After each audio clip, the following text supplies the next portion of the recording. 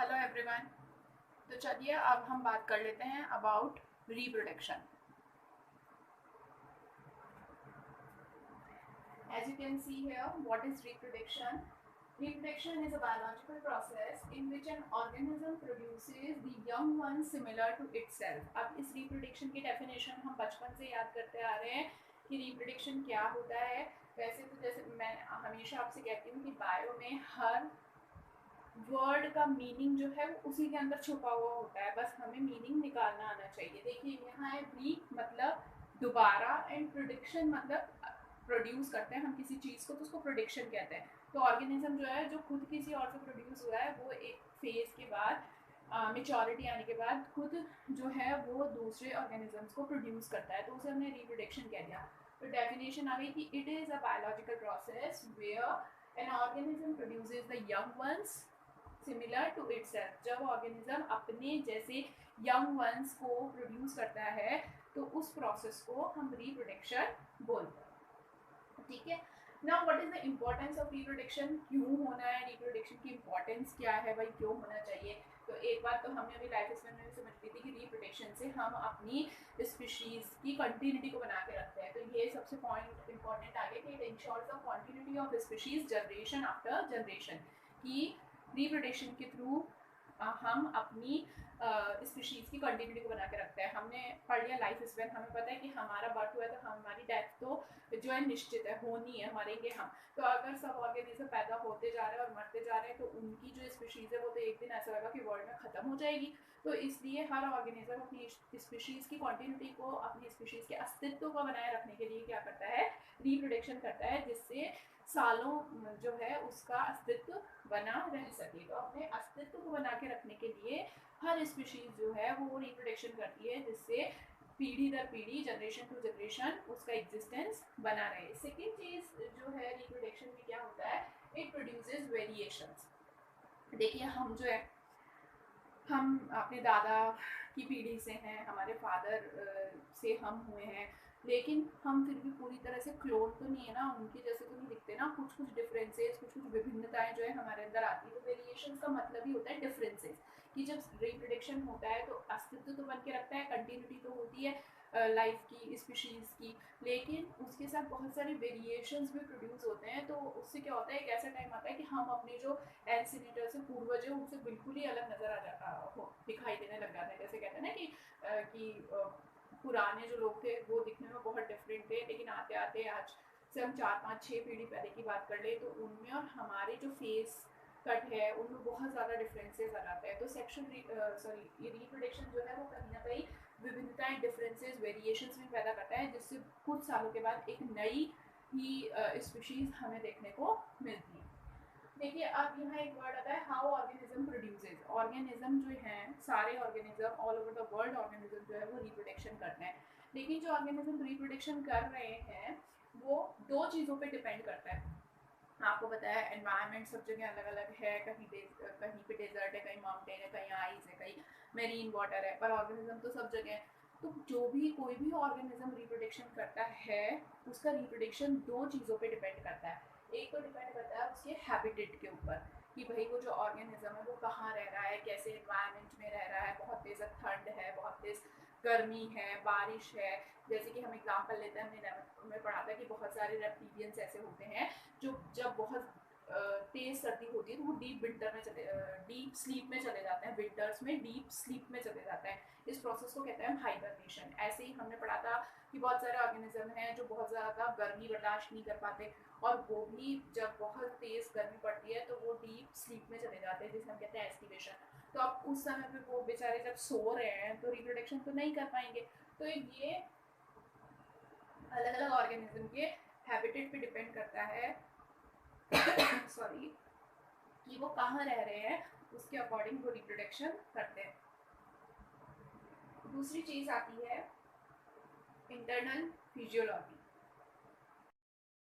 दूसरा पॉइंट आता है इंटरनल फिजियोलॉजी की। देखिए हर ऑर्गेनिज्म की फिजियोलॉजी अलग होती है। फिजियोलॉजी में कि उसका डाइजेशन करने का तरीका, उसका रेस्पिरेशन करने का तरीका, उसका सर्कुलेटरी सिस्टम अलग वर्क करता है।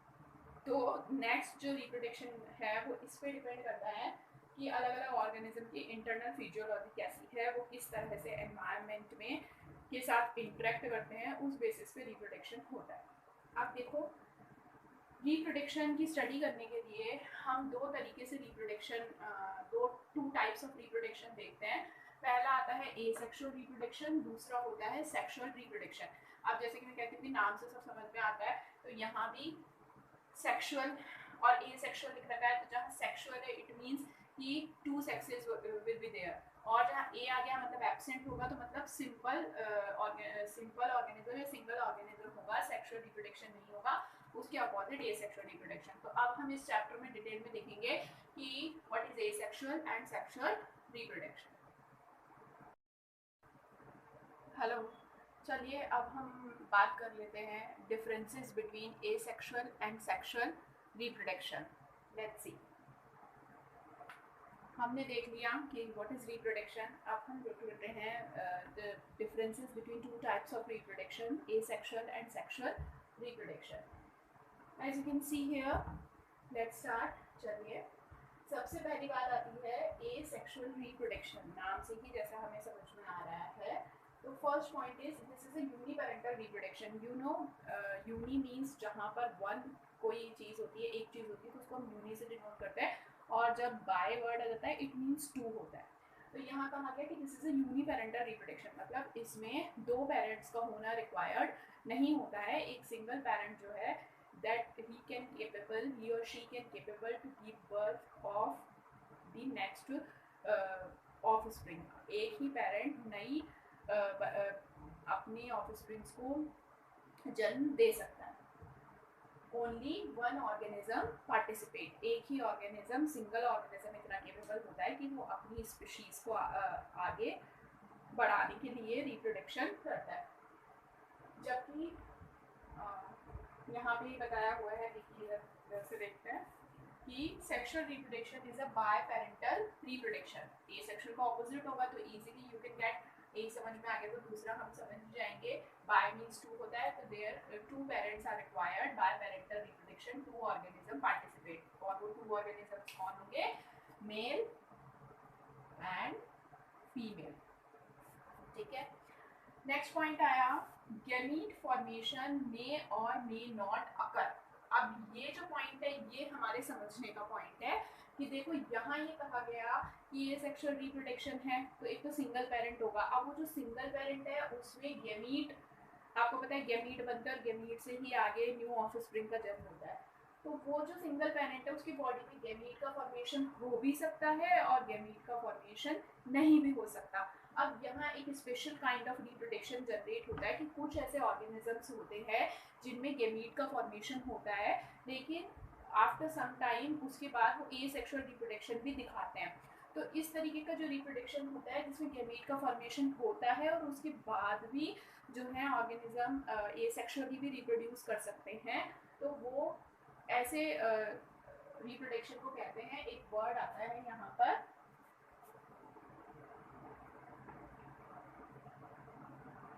पार्थेनोजेनेसिस। अब देखो, इस तरीके का कॉम्प्लेक्स जो है, इस तरीके का कॉम्प्लेक्स एग्जांपल हम समझ सकते हैं हनी बी के अंदर। मधुमक्खी आपने सबने देखी है। आपको पता है कि हनी बी जो होती है, हनी बी एक सोशल एनिमल होती है, क्योंकि उसका जो छत्ता होता है, हमने सुना उसका जो हाइव होता है, उसमें तीन तरीके के ऑर्गेनिज्म जो उनका वर्क जो है वो बटा हुआ होता है। एक आपने सुना उसके अंदर हाइव में एक क्वीन होती है, रानी मक्खी होती है। एक उसमें ड्रॉन या मेल होते हैं बहुत सारे, जो कि रिप्रोडक्शन के लिए काम आते हैं। और रेस्ट जो बाकी हमें बहुत सारी दिखती हैं, वो होते हैं उसके वर्कर्स, जो हाइव का ख्याल रखती हैं, साफ सफाई करती है, हनी बनाती हैं, नेक्टर इकट्ठा करती हैं, वो सब काम करते हैं वर्कर्स। तो पार्थेनोजेनेसिस का बहुत अच्छा एग्जांपल ये वाला, इस पॉइंट का एग्जांपल कि गैमेट का फॉर्मेशन होता है फिर भी सेक्सुअल रिप्रोडक्शन होता है, वो हमें ना इसमें देख सकते हैं। देखो मैं आपको बताती हूँ कि देखिए हाइव है, उसमें सब रह रहे हैं, वर्कर, क्वीन और वो मेल जिसे ड्रॉन कहते हैं, वो इसमें रहता है। अब जब मेटिंग का टाइम आता है, रिप्रोडक्शन का टाइम आता है हनी बी का, तो हनी बी में जो क्वीन होती है वो अपना हाइव छोड़ के मेटिंग के लिए बाहर उड़ती है, ठीक है, एक फ्लाइट लेती है, उस फ्लाइट को कहते हैं नेपच्यून फ्लाइट, ऐसी एक फ्लाइट होती है। और जब उस हाइव के जितने ड्रोन से मेल से उन्हें पता चलता है कि भाई हाँ रानी गई बाहर घूमने, तो सब उसके पीछे पीछे अपने छत्ते से निकल के उसके पीछे पीछे जाते हैं उसको इम्प्रेस करने के लिए, ठीक है। सारे ड्रोन निकल के उसके पीछे पीछे जाते हैं कि अब रिप्रोडक्शन होना है, और it's depends of the choice of the queen कि वो कौन से मेल से फर्टिलाइज होना चाहती है। तो सारे ड्रोन्स उसके पीछे पीछे जाते हैं और कोई एक लकी मैन जो होता है वो उसको जाके क्वीन को फर्टिलाइज्ड कर देता है, ठीक है। अब क्वीन फर्टिलाइज्ड हो गई, वहाँ पर हवा में जो है उनका मैटिंग का प्रोसेस पूरा हो गया, उसने अपने जो गैमीट्स थे मेल ने क्वीन में ट्रांसफ़र कर दिए। अब जैसे ही वो मेल जो है वो क्वीन को गैमीट्स दे देता है, उसको फर्टिलाइज्ड कर देता है, उसके बाद उस मेल की डेथ हो जाती है। अब क्वीन जो है आराम से अपना मैटिंग प्रोसेस पूरा करके अपने हाइव में वापस आ जाती है। अब उसके पीछे पीछे बेचारे दूसरे सारे ड्रोन भी आते हैं। तो अब देखो क्वीन ये जो हाइव होता है उसमें प्रोसेस होता है, जो वर्कर्स है वो बाहर खड़ी रहती हैं, वो उन हारे हुए ड्रोन्स को अपने हाइव में आने ही नहीं देती। जैसे होता है ना, युद्ध में गए हैं लड़ाई करने के लिए और बेचारे हार के आ गए, तो वो वर्कर्स जो हैं वो उन हारे हुए ड्रोन्स को अपने छत्ते में वापस आने ही नहीं देती है, और वो बेचारे बाहर ही मंडरा मंडरा के घूम फिर के भूख से तड़प कर मर जाते हैं। तो अभी देखो कि उनकी हाइव में ड्रोन्स जो थे वो खत्म हो गए, मेल्स जो थे वो खत्म हो गए। अब वो रानी मक्खी आई, उसने फर्टिलाइज हुई, उसने क्या हुआ, एग बनाना स्टार्ट कर दिए। तो कुछ टाइम तक जब तक उसके पास वो मेल का गैमीट है तब तक तो वो कैसे बनाती है, जैसे मान लो यहाँ मैं एग्जाम्पल देती हूँ, उसने 2n एग्स बनाने स्टार्ट किए जिसमें उसकी भी गैमीट थे और वो जो ड्रोन से फर्टिलाइज होकर गैमीट लेकर आई थी वो भी थे। तो कुछ समय तक तो वो 2n एग्स बनाती है। इन 2n एग्स से आगे जाके क्या बनते हैं, वर्कर बीज बनती है, वर्कर बीज बनती है। तो ये तो हो गया कि गैमीट का फॉर्मेशन हो गया, लेकिन क्या होता है भाई ये तो कुछ समय तक ही रहेगा ना वो जो गैमीट है मेल का। अब जो रानी मक्खी है, जो क्वीन है, वो तो बहुत टाइम तक सर्वाइव कर रही है, तो ये बहुत सारे वर्कर बीज बना देती है। उसके बाद जब मेल का जो गैमीट है उससे फर्टिलाइज एग खत्म हो जाते हैं और जो क्वीन है वो तो आगे तक जिंदा रह रही है, तो कुछ टाइम बाद वो क्वीन क्या होती है, सिर्फ खुद के गैमीट बनाती है, मतलब एन वाले गैमीट बनाती है, क्योंकि मेल वाले जो थे वो तो खत्म हो गए। तो ये जो एन वाले गैमीट होते हैं ये भी क्या करते हैं, न्यू जनरेशन बनाने के लिए रिस्पॉन्सिबल होते हैं, केपेबल होते हैं। तो इन एन वाले जो अंडे होते हैं इनसे बनते हैं हमारे मेल्स, इनसे ड्रोन मक्खियाँ, मेल्स मक्खियाँ जो हैं वो निकलती हैं, और इस तरह से एक जो हाइव होता है वो अपनी नेक्स्ट जनरेशन के छत्ते को तैयार करता है। अब आपने देखा कि मैडम ये 2n है सारी वर्कर्स, तो ये भी तो रिप्रोडक्शन कर सकती है। देखो बेटा ये होती तो है रिप्रोडक्शन करने लायक, लेकिन क्या होता है हाइव जो मधुमक्खी का छत्ता होता है उसमें क्या होती है, वर्कर्स एक स्पेशल टाइप ऑफ जेली बनाती है, और ये अपने में से सिलेक्ट करती हैं किसी एक वर्कर को, और वो जेली उसे खिलाई जाती है, उस जेली को कहता है रॉयल जेली।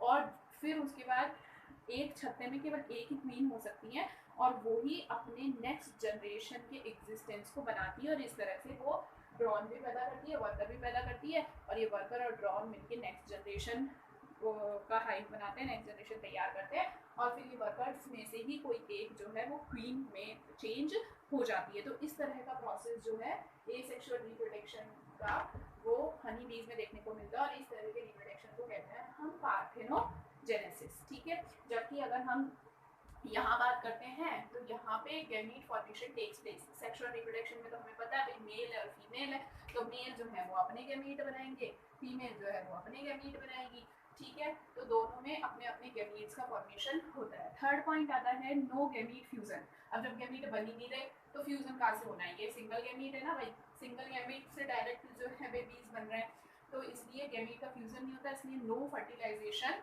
हैपेंस हियर, यहाँ पे फर्टिलाइजेशन नहीं होता है। जबकि अगर हम इधर बात कर लें, गैमीट्स बनते हैं, तो गैमीट्स बनते हैं तो वो आगे जाके क्या होते हैं, फ्यूज हो जाते हैं, और वो क्या बनाते हैं, जाइगोट बनाते हैं। तो क्या हो गया, गैमीट्स का फ्यूजन हो गया, मतलब क्या होता है, सेक्सुअल रिप्रोडक्शन में फर्टिलाइजेशन होता है।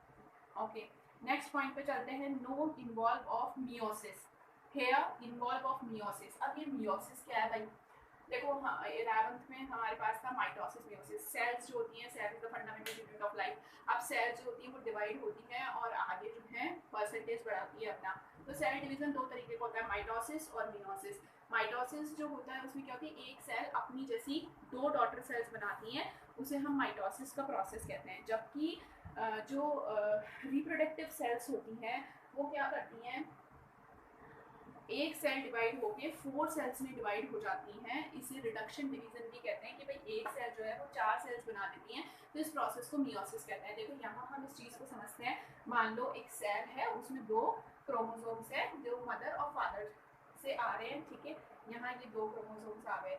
अब ये पहले डिवाइड होते हैं 2 सेल्स में, इनके अंदर डिवीजन होता है, सेल डिवीजन होता है और 2 सेल्स बन जाते हैं। जो क्रोमोसोम्स हैं वो डिवाइड हो जाते हैं और इसी टाइम पे ये जो देखो पास पास आए हुए हैं क्रोमोसोम्स, तो इस टाइम पे क्या होता है, जब डिवीजन हो रहा होता है तो एक क्रोमोसोम का कुछ हिस्सा दूसरे क्रोमोसोम के अंदर चला जाता है। इस तरह से जीन्स का जो है एक्सचेंज हो जाता है। इस प्रोसेस को ऐसे ये एक्सचेंज हो जाता है, क्रोमोसोम्स आपस में एक दूसरे से चिपक के मिक्स हो जाते हैं। इस प्रोसेस को कहते हैं हम क्रॉसिंग ओवर, जो हम आगे देखेंगे कि क्या होता है। और ऐसे में क्या होता है, अलग अलग जो कैरेक्टर्स हैं वो नेक्स्ट जनरेशन में चले जाते हैं। अब यहाँ आपको दिखाई दे रहा है और ऐसे में सेल डिवाइड होती है और ये 2n सेल्स है और ये n सेल्स में डिवाइड हो जाती है। क्रोमोसोम्स के नंबर आधे आधे हो जाते हैं। यहाँ आपको दिख रहा है कि कैरेक्टर्स जो हैं वो भी भाई ये ग्रीन वाले क्रोमोसोम का कुछ हिस्सा जो है इधर चला गया और ब्लू वाले क्रोमोसोम का कुछ हिस्सा इधर आ गया। तो इस तरीके से जब सेल का डिवीजन होता है तो बहुत सारे वेरिएशंस, जो मैंने बताया था डिफरेंसेस, विभिन्नताएं जो होती है एक से नेक्स्ट जनरेशन में हमें देखने को मिलती है। फिर ये जो एन सेल्स है वो फिर डिवाइड होती हैं और इस तरह 4 क्रोमोसोम अलग अलग हो जाते हैं और एक सेल से 4 सेल्स बन जाती हैं। और ये जो मियोसिस होता है यही जो होता है वेरिएशंस के लिए रिस्पॉन्सिबल होता है, विभिन्नताओं के लिए रिस्पॉन्सिबल होता है नेक्स्ट जनरेशन में, कि हम बिल्कुल अपने पेरेंट्स की कॉपी नहीं होते। हमारे अंदर हमारे पेरेंट्स के कुछ कुछ कैरेक्टर्स जो है वो देखने को मिलते हैं। आधे कैरेक्टर्स मदर से आते हैं, आधे कैरेक्टर्स फादर से आते हैं। तो वो ये कहा गया कि ये सेक्सुअल रिप्रोडक्शन में तो मियोसिस हो ही नहीं रहा है, लेकिन सेक्सुअल रिप्रोडक्शन में मियोसिस होता है और इस मियोसिस की वजह से ही विभिन्नताएं या वेरिएशंस आती है। जो हमारा नेक्स्ट पॉइंट है कि भाई यहाँ मियोसिस नहीं हो रहा तो नो वेरिएशंस, कोई वेरिएशंस नहीं आती एसेक्सुअल रिप्रोडक्शन में, क्योंकि मियोसिस ही हैपन नहीं हो रहा है। और इसकी वजह से जो ऑफ स्प्रिंग बनते हैं all are clone of their parents, तो की विभिन्नताएं नहीं आई, वेरिएशंस नहीं आई। तो जितने भी ऑफ स्प्रिंग्स बने, जितने भी ये बने हमारे नेक्स्ट जनरेशन वाले, वो बिल्कुल अपने पेरेंट की 2 कॉपी होते हैं, डिट्टो कॉपी होते हैं। जैसे फोटो कॉपी करते हैं ना, ऐसे फोटो कॉपी होते हैं अपने पेरेंट की। तो एसेक्सुअल रिप्रोडक्शन से जो ऑफस्प्रिंग्स बनते हैं वो अपने पेरेंट की डिट्टो कॉपी होती है, इसलिए उन्हें क्लोन्स कहते हैं। रेदर सेक्सुअल रिप्रोडक्शन में क्या होता है, मियोसिस होता है। तो मियोसिस की वजह से वेरिएशंस पैदा होती हैं और इसकी वजह से offsprings are not clone of their parents. तो इस वजह से जो ऑफस्प्रिंग्स बनते हैं उनमें कुछ कुछ कैरेक्टर्स अपने पेरेंट्स से आते हैं, बट लेकिन वो अपने पेरेंट्स की बिल्कुल 2 कॉपी नहीं होते। नेक्स्ट पॉइंट आया 6th point, rate of reproduction is faster. Asexual reproduction में सिंगल पेरेंट जो है वो रिप्रोडक्शन कर रहा है, कोई मियोसिस नहीं हो रहा है, कोई वेरिएशंस नहीं हो रही, तो इसलिए इस तरीके से जो रिप्रोडक्शन होता है वो बहुत फास्टर रेट पे होता है। फटाफट नए जो ऑफस्प्रिंग्स हैं वो बन जाते हैं। Rather in sexual reproduction rate of reproduction is slow. Rate of reproduction sexual reproduction में धीरे धीरे से होता है, क्योंकि बहुत सारे प्रोसेसेस होते हैं, क्रॉसिंग ओवर होता है, मियोसिस होता है, सेल्स बनती हैं, टूटती हैं, वेरिएशंस आते हैं, इसलिए ये प्रोसेस जो है वो स्लो होता है। 7th पॉइंट आया generally in lower organisms. Asexual reproduction हमें कहाँ देखने को मिलता है, जनरली लोअर ऑर्गेनिजम्स में हमें एसेक्सुअल रिप्रोडक्शन देखने को मिलता है, जबकि हायर ऑर्गेनिजम्स के अंदर सेक्सुअल रिप्रोडक्शन होता है। फॉर एन एग्जाम्पल, यहाँ कुछ एग्जाम्पल दिए हुए हैं। बैक्टीरिया, अमीबा, ये जो सिंगल सेल्ड ऑर्गेनिजम्स हैं उनमें हमें सेक्सुअल रिप्रोडक्शन देखने को मिलता है। जबकि अगर सेक्सुअल रिप्रोडक्शन की बात करते हैं तो this happens in humans, Chordata etcetera.